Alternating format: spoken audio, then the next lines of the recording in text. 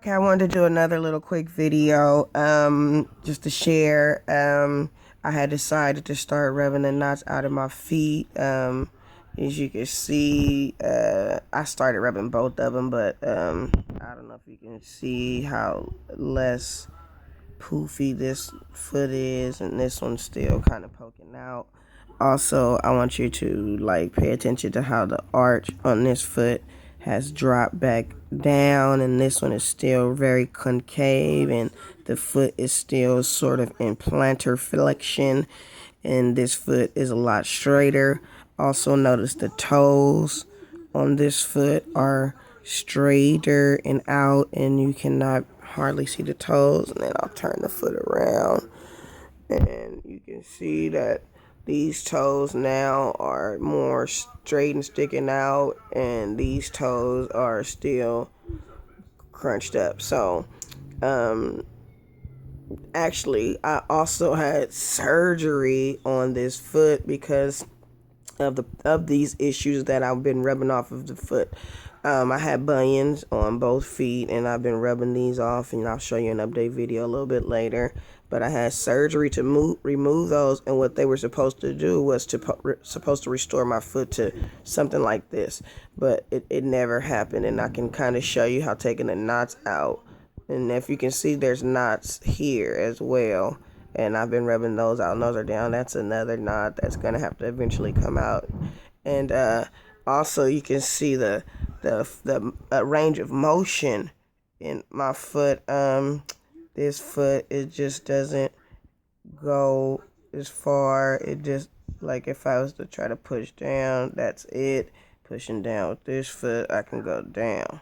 But this one has limit. It just stretches. You can see actually from these muscles that is really a lot of tension, and you can see the less tension here when these muscles are flexed. But when this one flexes, you can see the tension. You can see the difference in the tension, and that's just because this one's still very tight. So I started rubbing both of them, and you can see the toes are still underneath each other. So this may be a blessing to somebody. You got hammer toes and bunions, and they're telling you need this expensive surgery to correct or repair. Look how smaller that foot looks because of the high arch. Because if you go on the foot and you push at the bottom, you'll feel all those little knots. They're like hard little pointy things, and you gotta get in there. And what I've been doing is using coconut oil, and I rub it like that. But I can't rub no more. They through. That's why I stopped rubbing this one. It was good that I actually stopped rubbing it, because I got a chance to show y'all what is changing. And you can see that fat pad, and actually that's another good thing to show you is the difference in how the fat pads look now. And this one, I don't got the knots totally out there. Halfway down there's one. I can still feel them. There's one big one there, and they're still in there. So, but it's way more rubbed out than this one, which I started on, and that's why that pad's there. It's covering the knots.